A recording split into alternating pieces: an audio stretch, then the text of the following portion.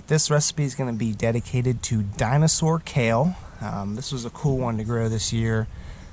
This is the one you see a lot if you keep harvesting from the bottom. It ends up looking like a palm tree, which I might try to do with a few of these, but the top leaves look so good too. I don't want to leave them out. But I'm going to go ahead and snip some of these off, take them in, and whip up a quick recipe. Alright, so Dinosaur Kale. Picked a bunch of the lower and middle leaves here, and raw. Surprisingly sweet. I did try to pick this first thing in the morning, which should help. A little bitterness on the back end, but these smooth leaf variety kales, I mean, you can just eat the whole thing. I think when kale blew up as a superfood, a lot of people were turned off of it because of the curly leaf kale.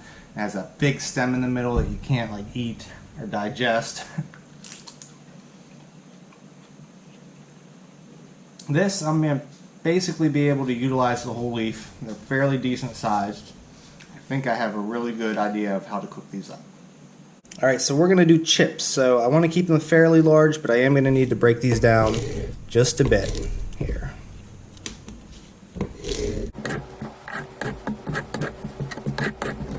Alright, so we got our kale in a bowl. We're going to hit it with the good old olive oil. We're going to hit it with some vinegar. Now traditionally you might want to do malt here, but in this household we are red wine vinegar all day, every day.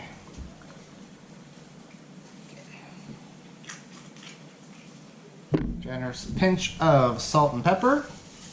Go ahead and let that all mix together, sort of incorporate, and we'll let it rest for 5 to 10 minutes and soak it up.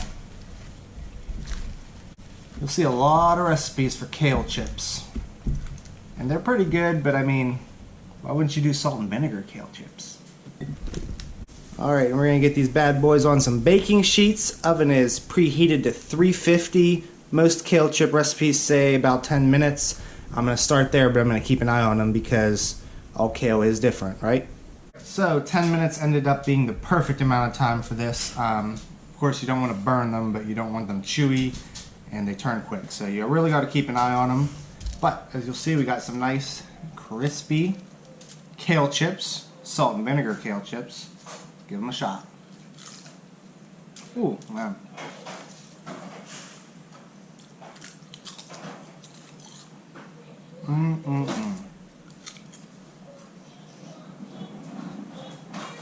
They're delicious. I mean, if you ignore the fact that you have to buy kale seeds, wait till spring, plant them, wait till they come up to harvest them, then cut them up and do this recipe, I would take these over regular store-bought salt and vinegar chips any day.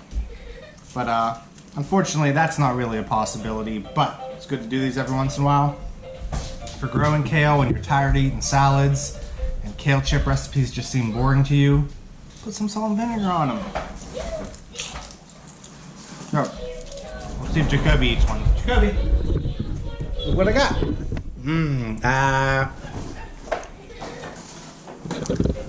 More for me.